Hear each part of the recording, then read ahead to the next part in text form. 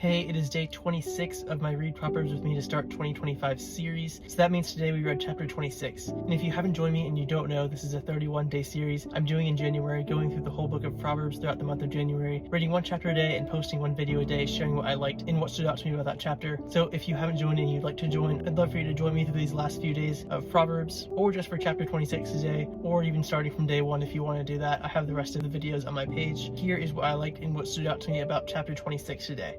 Something I noticed about chapter 26 is that Solomon uses a lot of metaphors. I think he uses the word like almost as much as we use the word like nowadays. But when reading chapter 26 today, one of the metaphors stood out to me, and that is verse 17 that says, like one who grabs a stray dog by the ears is someone who rushes into a quarrel not their own. I don't know if you've ever grabbed a stray dog by the ears before.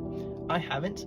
But I'm pretty sure even if you haven't, we all probably know what would happen if we did. And the answer to that question was actually written down in my Bible from the last time I read this verse. And it just says next to this verse in my Bible, it says, "You bow to get bit." And so Solomon shows us through this verse that whenever we rush into a quarrel that's not our own, they will turn on us and it will end badly for us. And so that was a good reminder today. And if you haven't read chapter 26, it's a good chapter. I would very much recommend reading the whole thing for yourself. If you've joined me in reading Proverbs, I'm so glad that you have. I would seriously love to know what you liked about chapter 26, or just what God's been speaking to you over these Proverbs. You can let me know in the comments. I would love to read those. And if you haven't joined me and you want to join me just for these last few days to finish out January strong, or you want to even start from the beginning from day 1, that would be awesome too. I have all the videos on my page. So follow along if you want to do either of those things. I would love to have you join me. Reading Proverbs doesn't just have to be a January thing. It can be a 31-day thing any time of the year. I would love to have you join me in reading Proverbs if you want to do that. But I cannot wait for tomorrow. We only have a few days left of January. Let's finish this month out strong. I'll see you tomorrow for chapter 27.